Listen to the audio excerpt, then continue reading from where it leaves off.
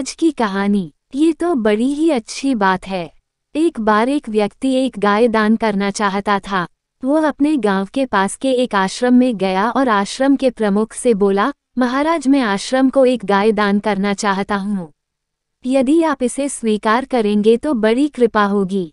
आश्रम प्रमुख ने कहा, ये तो बड़ी ही अच्छी बात है। गाय आ जाने से यहाँ रहने वाले विद्यार्थियों एवं अन्य आश्रमवासियों को दूध मिलने लगेगा। गाय पाकर सभी आश्रमवासी प्रसन्न थे। कुछ दिनों के बाद गाय दान करने वाला व्यक्ति पुनः आश्रम आया और कहने लगा, महाराज, मैं अपनी गाय वापस लेने आया हूँ। यदि आप मेरी गाय वापस लौटा देंगे तो आपकी बड़ी कृपा होगी। आश्रम प्रमुख ने कहा, ये तो बड़ी ही अच्छी बात है। ये कहकर उन्होंने बिना कुछ पूछताछ किए बड़े प्यार से गाय उसके पुराने स्वामी को लौटा दी।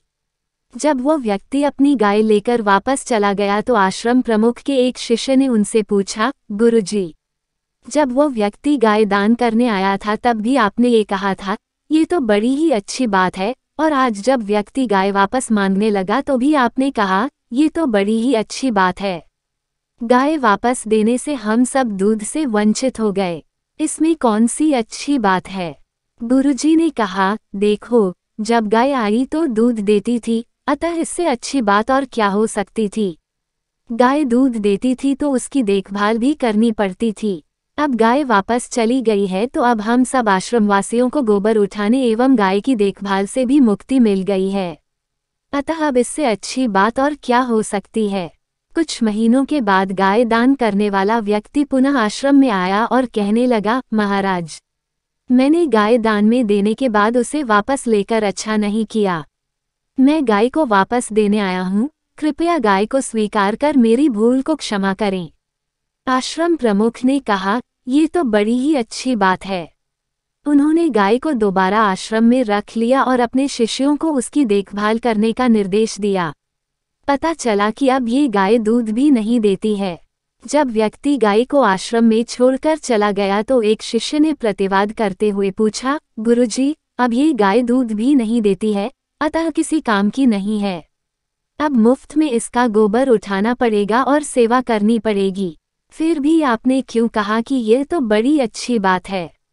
अब इसमें भी कौन सी अच्छी बात रह गई है?